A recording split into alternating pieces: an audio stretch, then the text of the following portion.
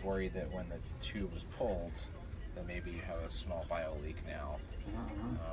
That's not uncommon when you pull this tube.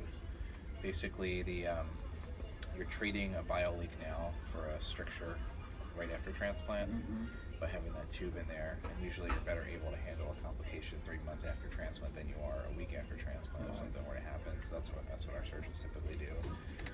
You do have a narrowing where the duct from your liver and the duct from your own body, your donor's liver and your body connect. There is a little narrowing there. It's not totally blocked, but having a little bit of a narrowing there once that tube is removed means there's pressure that's going to build up there, and maybe because it's not fully blocked, that's why it took a little while for that pain to manifest afterwards. That as the bile's made from your liver and it's pushing down through the bile duct, it's slowly backing up, and then it's going to leak out the area where the T-tube used to be.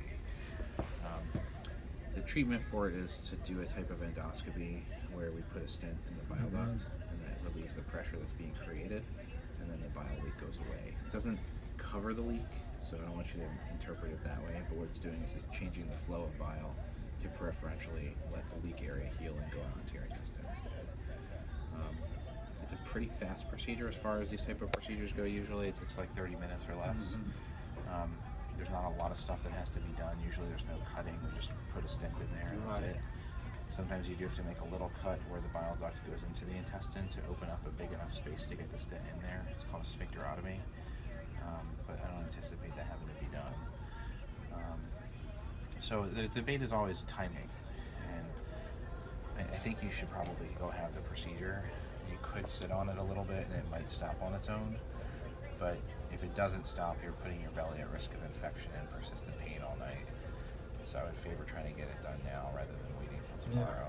Okay, that's What about Dr. Frank mentioned something about a pancreas something? that was a possible. Pancreatitis is possible. It's a risk from the procedure also. That risk is about 7% usually with the procedure. It might be a little lower for this kind of procedure because you're not trying to go into the pancreas at all. And certainly we would not want that to happen to you. Right. But 93% chance it doesn't happen and the procedure goes fine.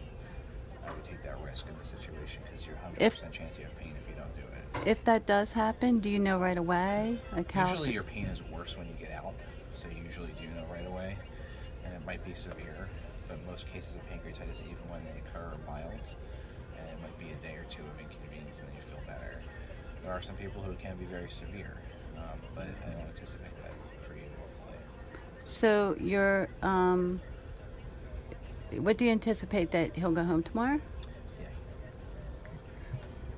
Yeah. That's good. We do these as outpatients sometimes, so but because it's so late, we probably keep you overnight and make sure you do okay. Can I just feel it real quick? I'm not going to press too hard. Yeah. Let me just see the site where it was. Where it was, most of the pain is down in here, right there. Kind of hurts here when it's up there. I mean, it's not a horrible leak, but I think you got a leak. And I think there's a less than 50% chance that's going to stop on its own. And you'll be uncomfortable while it's doing that. So I think we should do the test. All right. You didn't have any blood tests done today. I don't think that's a huge deal because you had some within the past couple of weeks. He had it Tuesday. Tuesday, Yeah, so that should be okay. like 2 days ago. And your hepatitis is cured before the transplant, so Mm-hmm. not too worried about you. I called Endo ahead of time, just told them to be ready for you, so they should be calling to bring you down there any minute. And so Alright, get that good. done, okay. My partner, Dr. Lauren's going to be the one doing it. I don't perform ERCPs myself. You need an extra year training, and I did liver instead. So, but I didn't want to do 5 years of fellowship instead of 4. So there's 5 docs in our group that do that regularly, so that's who you want doing it. Okay. So I'll take care of that, okay? Okay, appreciate it. Thanks. Hang in there, okay? Okay. You should do fine, and all likelihood is you'll have a short procedure, you'll be comfortable for it, you'll wake up afterwards, your pain will be better, and hopefully you'll be able to go home tomorrow. Sometimes if the Will you be able to eat afterwards? you should be able to. As long as there's not serious pain when you wake up, you should be able to eat. If there's a lot of fluid that's accumulated in there, sometimes they do drain that fluid, like a paracentesis type of thing. Mm-hmm. I He don't said think- that before. I don't think you'll need that from what you're looking like.